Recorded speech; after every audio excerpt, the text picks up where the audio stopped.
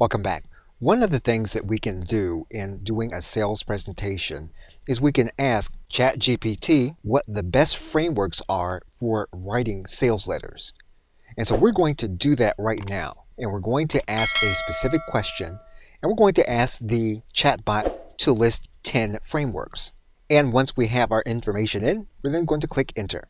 Once you have your frameworks, one of the things that you can do based on the information that you already have in your conversation with ChatGPT is to ask the chatbot to use it as a context. And so that's what we're going to do right now.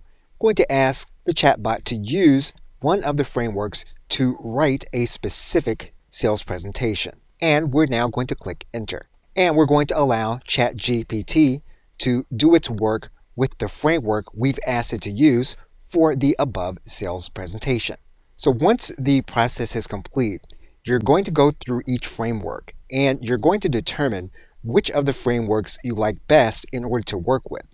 Now, in order to go forward, once we've chosen a framework, we're going to work with that framework in detail. Now, for some elements of a sales presentation, we're actually going to use other frameworks, and now that we have them listed in this conversation, we will then be able to use them.